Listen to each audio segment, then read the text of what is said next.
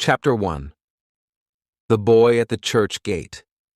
That night, something unexpected happened. Mary was walking home after a long day. Her hands were cold and her legs hurt from work. The street was empty. Then she heard a small sound, a child crying. She stopped. The sound came again, soft and broken. She turned and saw a little boy sitting near the church gate. His clothes were torn. His face was covered with dust. He looked lost and scared. Mary walked closer and asked, "Where is your mother, child?" The boy looked up with wide eyes. "I don't know," he whispered. His voice was weak. Mary's heart shook. She sat beside him. "What's your name?" she asked gently. "Ethan," he said. That was all he could say before tears filled his eyes again. Mary looked at the church gate. The night wind blew softly, but the boy was shaking. She took off her shawl and wrapped it around him. "You will catch a cold, my boy." "Come with me," she said. Ethan looked at her unsure. "Will you take me home?" he asked in a trembling voice. Mary nodded slowly. "Yes. You are safe now." She took his small hand in hers and walked him to her house. There was not much inside, just one chair, one bed, and a small table. She gave him warm milk and bread. Ethan ate slowly, looking around the room as if he couldn't believe he was safe. "You can sleep here tonight," Mary said softly. "Tomorrow, we will find your family." But the next day, no one came. Mary asked the people near the church, but no one knew about the boy. Days turned into weeks. The boy started calling her Ma. Every time she heard it, her eyes filled with tears. She never had a child of her own. Now, for the first time, someone was saying that word to her. One evening, while Ethan played with an old ball outside, Mary sat at the window and watched him. Her neighbor came and whispered, "Why are you keeping that child? He is not your blood." Mary smiled softly and said, "Love doesn't ask for blood. It asks for a heart." The neighbor had no answer and walked away. Mary began to see small changes in the boy. His eyes were brighter. His smile returned. He started helping her with little things, folding clothes, cleaning the table, fetching water. Every night she told him stories before sleep. "You are a good boy," she said one night. "One day, you will make me proud." Ethan hugged her tightly and said, "I promise, Ma. I'll never leave you." Those words stayed in her heart. As time passed, they became like real family. Mary stitched clothes during the day and saved coins in a small box for his future. When she coughed, Ethan would run to get her water. He used to say, "When I grow up, you will not work anymore." Mary would laugh and reply, "We will see, my little man." But deep inside, she often wondered where he had come from. Who were his real parents? One day she went back to the church and asked the old priest. He said quietly, "No one came looking for a lost boy. Maybe God sent him to you." Mary smiled and whispered, "Then I'll raise him as my own gift from heaven." Years passed in simple peace. Ethan grew taller. He learned to read and write. Mary felt proud every time she saw him reading under the lamp. "You are my sunshine," she told him one morning. He smiled and kissed her hand. "And you are my whole world," he said. That night, when Ethan was asleep, Mary sat by his bed and whispered, "You may not be born from me, but you were born for me." She looked up at the sky and thanked God silently. But as the light from the small lamp flickered, She didn't know that this same boy one day would walk away, not out of hate, but because life would change him. The world outside their little home was bigger than love, and soon it would test everything she had built with her heart. Still, in that moment, she felt complete. The house that once echoed with silence was now filled with laughter. And for Mary, that was enough. For now. Like, subscribe, and share. Read this story and many more on our website, bookishenglish.com, link in the description. Chapter 2. A Mother's Sacrifice. Ethan was growing fast. The boy who once cried at the church gate was now full of dreams. He wanted to study, to become something great. Mary used to look at him and whisper, "You are my reason to live." Her heart was proud, but her pockets were empty. Money was always short. Still, she never let him see her worry. She worked day and night as a tailor, stitching other people's clothes while her fingers ached. Sometimes she skipped dinner so Ethan could eat well. When he noticed, she smiled and said, "I'm not hungry, my boy." "You eat." He never knew that she had nothing left for herself. One day, Ethan came home with his school form. He said excitedly, "Ma, the school is asking for the exam fee. If I pay this, I can go to the next grade." She opened her small box, counted the coins, and found it short. Her eyes filled with tears, but she turned away before he saw. That night, she took off the only gold ring she owned, her wedding ring. She sold it the next morning and paid his fee. When Ethan asked, "Ma, where is your ring?" she just smiled and said, "It didn't fit me anymore." Every small step in his life came from her sacrifice. When his shoes tore, she stitched them with her old thread. When he wanted new books, she worked extra hours. When he fell sick, she sat beside him the whole night, wiping his forehead and praying. He often told her, "One day, I'll make you proud, Ma." She always replied softly, "You already have." Years passed like this, full of love, struggle, and small joys. On his 13th birthday, Mary baked him a small cake with her savings. Ethan hugged her and said, "You are the best mother in the world." She laughed. "Don't say that, my boy. I just do what mothers do." But deep inside, those words became her strength. When Ethan reached high school, his teachers said he was one of the best students. They encouraged him to apply for college in the city. He was happy, but scared. "Ma, how will we manage the money?" he asked one evening. Mary looked into his eyes and said, "Don't worry about money. Worry about your dreams." He didn't know she had already started saving secretly, one coin at a time. The day his acceptance letter arrived, Ethan ran home shouting, "Ma, I got in!" Mary dropped her scissors in surprise and hugged him tightly. "God has heard me," she whispered. But her happiness carried a quiet pain. She knew he had to leave her to study. That night, she sat by his bed and watched him sleep. She whispered, "I'll be fine. You must go and learn." Before he left, she packed his bag herself. One shirt, a few books, and a small photograph of them together. She placed it carefully inside and said, "Whenever you feel lonely, look at this. You'll see me smiling." He hugged her for a long time and promised, "I'll call you every day."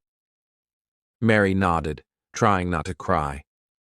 The morning he left, the house felt empty. She stood at the door, waving until the bus disappeared. When she walked back in, she saw his shoes near the bed and held them close like a treasure. She whispered to herself, "He will do great things." "My little boy will shine." That evening, her neighbor came and said, You've given him everything. But what about yourself? Mary smiled gently and answered, He is my everything. The neighbor shook her head, but Mary didn't mind. Her love had no limit, no condition. Days turned into weeks. Ethan's letters began to arrive. Each one started with Dear Ma and ended with I miss you. She read them again and again until the paper faded. Every night she prayed for him. Her hands were tired, but her heart was strong. She told herself, if he stays kind, all my pain is worth it. One evening, as she worked under the dim light, she felt a sharp pain in her hand. The needle had cut her deeply, but she didn't stop. She whispered, A little pain is nothing when love is this big. She kept stitching, smiling through tears. That was her way. Silent sacrifice wrapped in love. She didn't know that this small kindness, these little choices, were shaping a man who would one day forget her name for a while, but never her love. Because love like hers doesn't vanish. It waits quietly until life brings everything full circle again. Chapter 3. The city changed him. The first week in the city felt like another world for Ethan. Everywhere he looked, people moved fast, spoke loudly, and never stopped. For the first time, he lived without Mary's soft voice in the background. Each night, he looked at the small photograph she had packed in his bag. Her smile in that photo felt like home, but he told himself, I have to be strong now. He joined college, made friends, and tried to fit in. His new classmates laughed at his simple clothes and his small-town manners. He pretended not to care, but inside, he felt ashamed.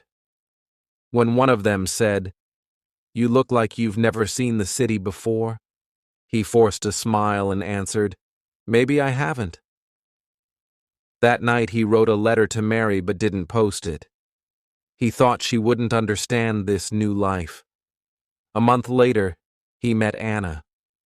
She was confident, beautiful, and rich. She spoke like the world belonged to her. Ethan admired her kindness at first, but slowly he began to copy her style, her words, her way of thinking. She liked him too, but she didn't like his truth. When he told her, I was raised by a woman who isn't my real mother, she looked away and said, Then stop talking about it. People will judge you. Those words stayed inside him like a knife. He stopped telling anyone about Mary. When she called, he often said, Ma, I'm busy. Can I talk later?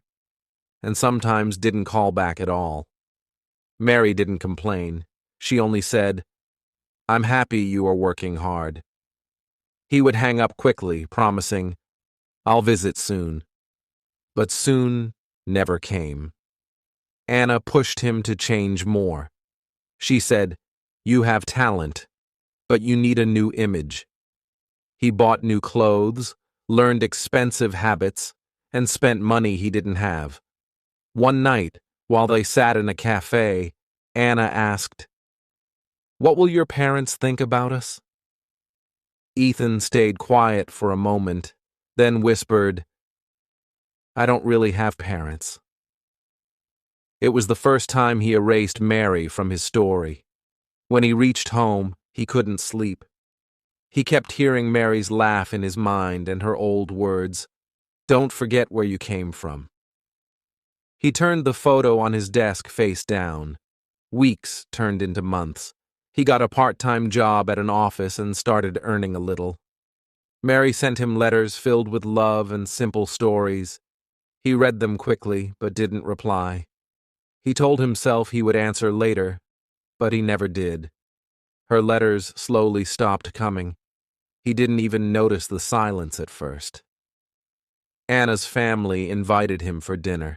They lived in a big house. Her father asked, What do your parents do?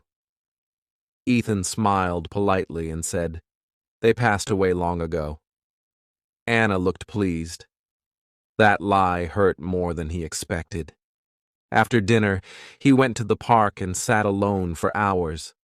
He remembered how Mary used to wait for him near the phone, how she wrapped her old shawl around him when he was a boy.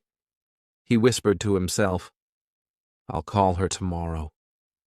But tomorrow kept moving away. Back in her small town, Mary grew weaker.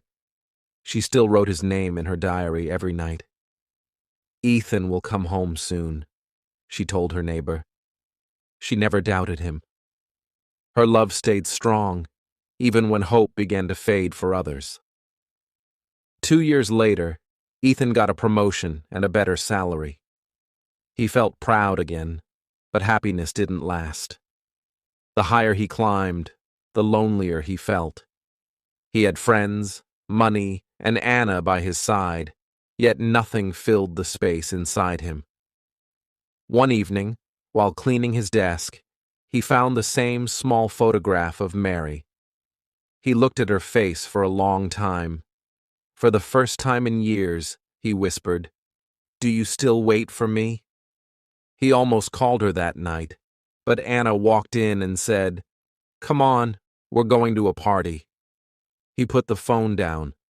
He smiled on the outside, but felt empty inside. Months later, he received a letter. The handwriting was shaky, but he recognized it instantly. It was from Mary. It said only a few lines. "My dear son, I'm proud of you. I hope you are eating well. I pray for you every night. Love, Ma." The letter smelled faintly of the soap she used at home. Ethan read it again and again. For a moment, tears filled his eyes, but instead of writing back, he kept it inside his drawer and told himself, "I'll reply next week." That next week never came. He got busier, more trapped in work, and surrounded by people who only cared about success. He didn't know that while he was running after a bigger life, the one person who gave him life was fading away quietly. Deep inside, something began to whisper to him every night, a small, guilty voice asking, "When did you stop being her son?" But he pushed it away and said, "I'll fix everything later." He didn't know that later was running out fast. Chapter 4. The silent years. Time moved quickly, but Mary's days felt longer than ever. She still sat near the small window with her sewing basket beside her. The neighbors often saw her waiting by the phone. Sometimes she smiled for no reason, whispering, "Maybe he will call today." But days turned into months, and no call came. Still, she never complained. She had learned to hide her pain behind gentle hope. One morning, the postman stopped bringing letters. At first, she thought it was just late delivery. Then she realized he had stopped writing completely. She still kept his last letter inside her prayer book, folded neatly, as if it could speak again. Every night she read it before sleeping and whispered, "God, keep him safe." Mary's hands had grown weak, but her love never changed. She stitched school uniforms for poor children, even when her fingers trembled. When people asked why she still worked, she smiled and said, "Because someone somewhere might need help." Her kindness never slowed, even when her heart quietly ached for one name. In the city, Ethan had forgotten the feeling of silence. His world was full of voices, traffic, and ambition. Every morning, he rushed to meetings. Every night, he returned tired and empty. Anna was beside him, but she was always busy with her own plans. Sometimes she said, "You think too much about the past." He replied softly, "The past made me who I am." She didn't answer. She didn't understand. One day, Ethan met an old friend from college. They talked about success and work. The friend mentioned, "My mother still sends me soup every Sunday." I can't stop her. Ethan smiled weakly, but his eyes filled with guilt. That night, he dreamed of Mary cooking, laughing, calling his name. He woke up sweating. He felt a strange fear that something was wrong, but he ignored it again. Back in the small town, Mary had started keeping a diary. Her writing was slow but full of love. On one page she wrote, "He is not lost. The world has only kept him busy. One day, he will find his way back." Those words gave her courage. When her health got worse, she hid the diary behind Ethan's photo, believing he would find it someday. Weeks later, she fell sick and visited the local doctor. He said softly, "You must rest more." She smiled and said, "Rest is for people who have someone to look after them." She went home and made herself soup. That night, she looked at Ethan's childhood photo and whispered, "If you ever feel lonely, remember that I'm still here." Ethan's life, meanwhile, was moving upward. He bought a car, moved to a bigger apartment, and got promoted. Everyone praised him, but every success felt empty. When people clapped for him at his office award ceremony, he thought of Mary clapping for him when he learned to tie his shoes. He went home that night and stared at her photo on his phone for a long time. He whispered, "I should call her," but he didn't. Then one day, an envelope came from his hometown. It was from Mrs. Green, Mary's neighbor. The letter said, "Mary is not well. She still waits for your call. Please write to her if you can." Ethan read it twice. His throat went dry. He folded it quickly and put it inside a drawer. Anna asked, "Who was it from?"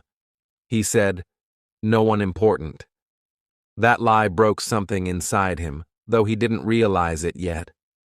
Weeks passed, but guilt stayed. Each time he saw the old letter, he avoided it. He told himself, "I'll go after this project ends." The project ended. He still didn't go. Then one rainy night, he saw an old woman on the street struggling with an umbrella. He stopped his car to help her. She thanked him and said, "My son used to walk me home like this." Those words hit him like a storm. He watched her walk away slowly, and tears filled his eyes. He whispered, "Ma, I'm sorry." The next morning, he finally sat alone and opened his drawer. Inside was the letter from Mrs. Green and Mary's old photograph. He looked at it for a long time. His chest felt heavy. He picked up the phone and tried calling home. The line didn't connect. He tried again, but it said the number was not in service. His hands started shaking. He whispered, "Why didn't I call sooner?"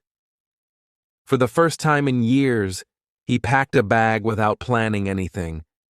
He booked a ticket to his old town. He didn't tell Anna. He didn't tell his office. He just wanted to see Mary's face once more. He felt a strange pull in his heart, like something or someone was calling him back. He looked out of the train window, his reflection staring back. He said quietly to himself, "She gave me everything. I gave her silence." He closed his eyes and remembered her soft voice saying, "Love never asks for much. It just waits." That was the moment he promised himself, "I'll find her. I'll fix everything. No matter what I have to face."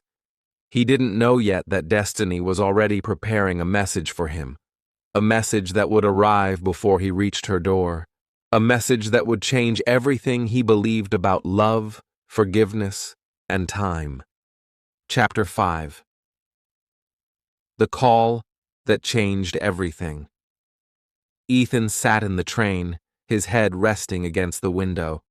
He didn't know what waited ahead, but he knew he couldn't run anymore.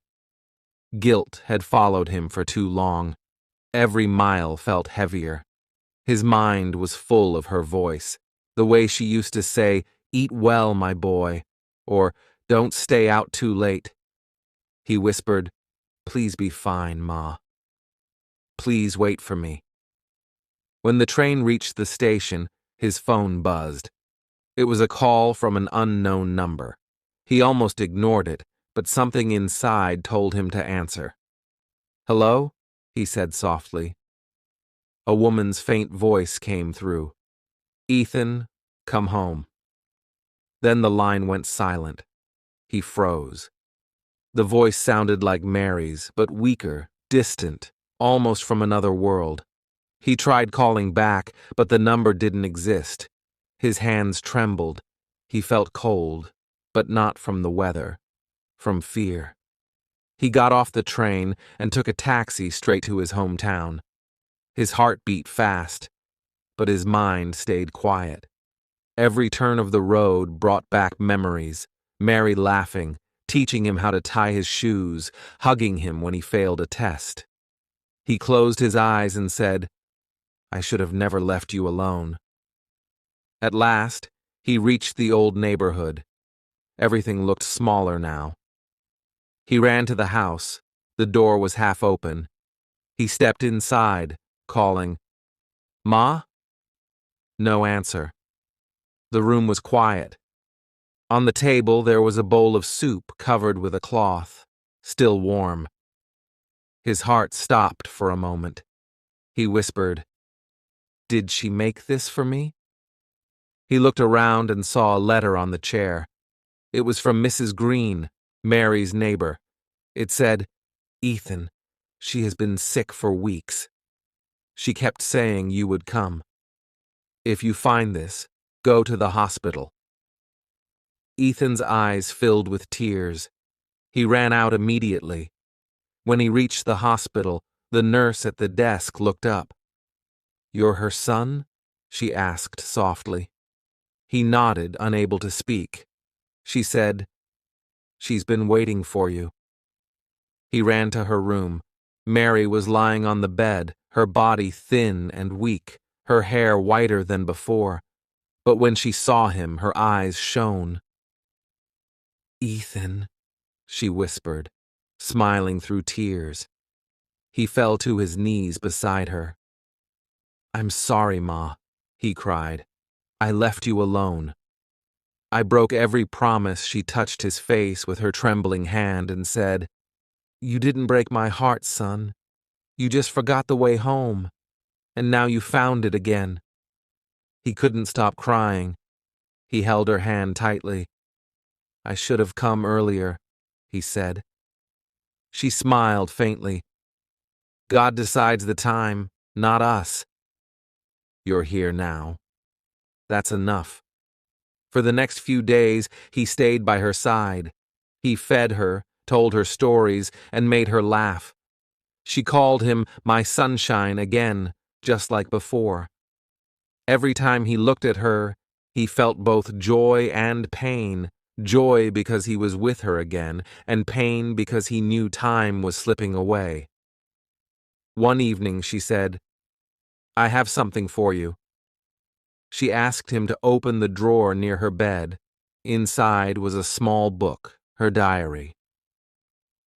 "I wrote it for you," she said softly, "for the days when you couldn't talk to me." He held it carefully and promised, "I'll read every page." She smiled. "Then you'll know I never stopped loving you." That night, while she slept, he sat beside her bed reading the diary. Every page was filled with her handwriting, small, soft, full of love. Some lines said, "I hope he's eating well."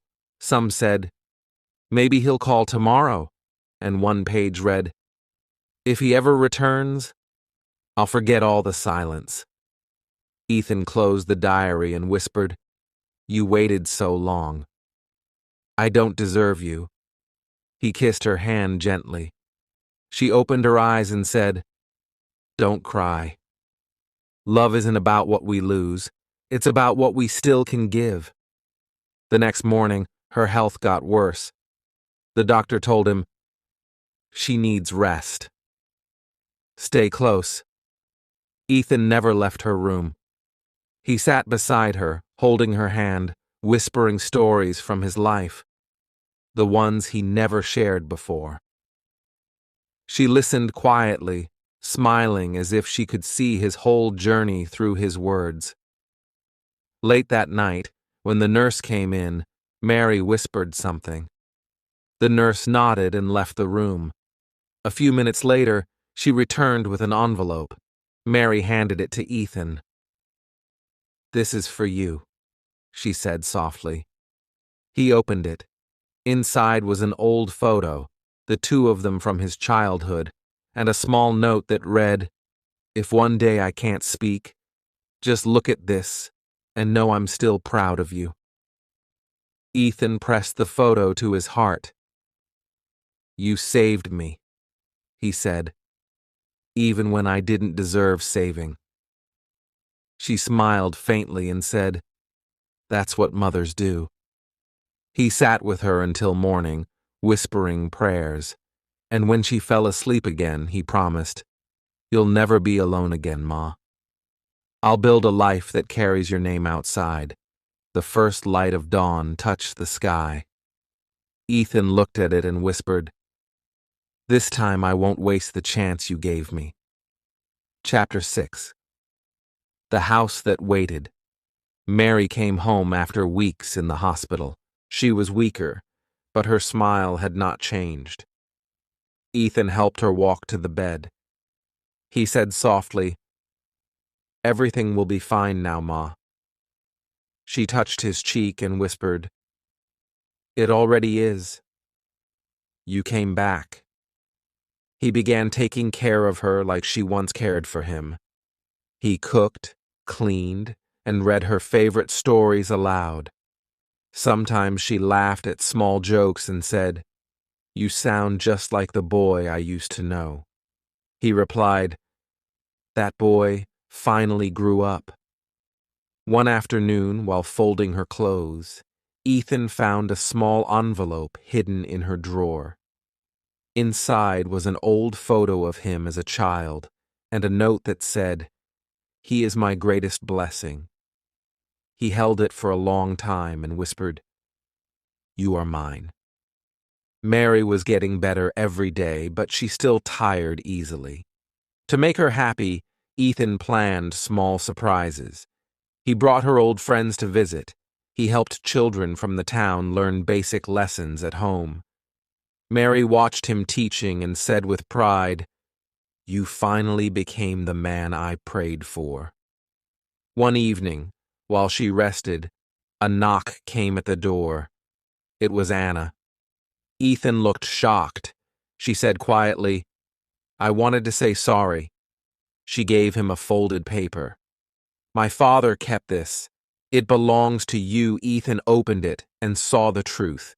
Years ago, Mary had sold her share of land to pay for his education. Anna looked down and said, "He told me before he died." She helped our family when she had nothing. Ethan's throat tightened.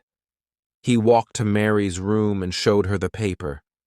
She looked at him, calm and gentle. "You found out," she said.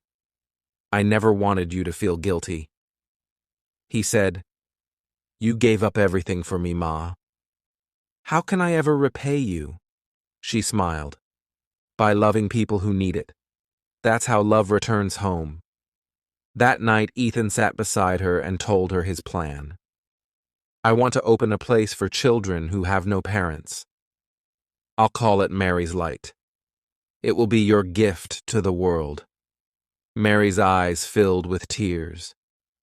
"Then all the waiting was worth it," she whispered. For the first time, Ethan felt peace. The shame he carried for years started to fade. He held her hand and said, "You once found me when I had no one. Now it's my turn to find others." Mary smiled, half asleep, and whispered, "That's my boy."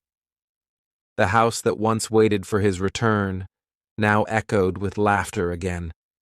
Love had come full circle. Chapter 7. Love Found Again. The next few weeks changed everything for Ethan. Each morning started with Mary's smile. She had become stronger, but her body still needed rest. Ethan made sure she never lifted a single thing. "You gave me a life," he told her. "Now let me give you peace." She laughed softly. "Peace is not given, my son. It grows when hearts forgive." He began working on his dream. He visited local families and asked about children who had no one to guide them. Soon, 10 little ones began coming to the house. They called her Grandma Mary. She taught them kindness and small lessons of hope. Ethan taught them reading and manners. When the children laughed, Mary's eyes shined brighter than ever before. One evening, while they sat together, Mary said, "You see, I told you love always finds a way back." Ethan nodded. "You were right, Ma. I found love again, but not in the world I chased. I found it here, with you." A few days later, Anna returned. This time she didn't come with papers or guilt. She brought toys for the children. She said quietly, "I wanted to help." Ethan welcomed her with kindness. Mary smiled and said, "You don't need to explain the past, dear. Life forgives faster than people." Anna sat beside her and whispered, "You are the kind of mother I wish I had." Mary touched her hand gently and said, "Then now you do." From that day, Anna began volunteering with them. She helped cook meals for the children and spent hours listening to Mary's stories. Ethan noticed how peace had replaced the noise that once filled his heart. The anger, shame, and guilt were gone. One night, while helping Mary drink her medicine, he said, "I don't know how to thank you." She replied softly, "By being happy." That's all I ever wanted. But time moves silently. Mary grew older. Some nights she woke up coughing, and Ethan would sit beside her, holding her hand until she fell asleep. She often said, "Don't worry, I've lived long enough to see my prayers answered." He shook his head. "I still need you, Ma." She smiled. "Then I'll stay until your heart learns to smile, even when I'm gone." One afternoon she gave him a small key. "This opens the old chest under my bed," she said. "You'll find something when the right time comes." He didn't ask what it was. He only kissed her hand and said, "I'll open it when you tell me to." She smiled. "You'll know when." Weeks later, the home they built together finally opened officially. A simple sign outside read, "Mary's Light, for children and hearts that wait." The whole town came to see. Ethan stood beside Mary, and people clapped for them. Mary whispered, "Do you hear that? It's not applause. It's life saying thank you." Ethan's eyes filled with tears. That night, after everyone left, Ethan sat beside her on the porch. "You made me who I am," he said. "You turned my mistakes into blessings." She looked at him with love and whispered, "No, my son. You turned pain into purpose. I just waited long enough to see it." In that moment, Ethan realized something important. Love never really dies. It only changes its shape, sometimes into a mother's patience, sometimes into a child's return, and sometimes into the quiet peace that comes after forgiveness. He held her hand, resting his head on her shoulder, whispering, "I love you, Ma." She smiled faintly and said, "I know." I always did. Chapter 8. The Light That Never Died. Months passed after the opening of Mary's Light. The home grew with love and laughter. Children ran around calling Ethan Uncle Ethan and Mary Grandma Mary. Every day she sat with them, telling stories and teaching them small lessons about kindness. She often said, "Hurt people are not bad. They are just waiting for love." The children listened quietly, like her words were magic. Ethan watched her every day, afraid of the time when she might get tired. She had become thinner, but her spirit was still strong. One evening, she said, "Promise me one thing." Ethan nodded. "Anything, Ma." She looked into his eyes and said, "When I go, don't cry. Keep this place alive. Let no child feel alone like you once did." His voice broke. "Don't say that. You're not going anywhere." She smiled softly. "Even love has to rest sometimes, my son. But it never ends." A few weeks later, Mary's health started to fall. She slept more, spoke less. Still, whenever she woke up, she asked, "Did the children eat?" Ethan sat beside her, holding her hand. One morning, she opened her eyes and said weakly, "Do you remember the day I found you?" He nodded. "I'll never forget." She smiled. "Then don't forget this either. No life is wasted when it's given to others." That night, she whispered, "Open the chest under my bed." Ethan hesitated. "Now?" She nodded. Inside, he found a small candle and another note in her handwriting. "This candle has waited for you. When I leave, light it and promise to carry my love forward." He held it close and said, "I promise, Ma." She smiled and closed her eyes again. The next morning, she was gone. Peacefully, her face looked calm, almost smiling. Ethan didn't cry loudly. He sat beside her and whispered, "You're still here. You always will be." Then he lit the same candle she had saved. The flame was soft but steady, just like her heart. After her passing, Ethan built a small corner inside the home with her photo and the candle burning every evening. The children called it Grandma's Light. When new kids arrived, scared or lonely, Ethan told them, "This light belongs to a woman who believed love can fix any pain." Every night he told them her story, how she found him, raised him, forgave him, and gave him purpose. The children listened with shining eyes, and some said, "She sounds like an angel." Ethan smiled. She was. Years went by. Mary's Light became a place of hope for many. Ethan never married, but he was never alone. The home was his family. On his last birthday, one of the little girls asked, "Do you still miss her?" He replied, "No, my dear. I still feel her." That night, he stood by the photo and whispered, "I kept my promise, Ma." The light never died. The candle flickered softly, as if answering him. He smiled with tears in his eyes, feeling her love still surrounding him like the first day she held his hand. Love had done what even time could not. It turned loss into light. Like, subscribe, and share. Read this story and many more on our website bookishenglish.com. Link in the description. The end.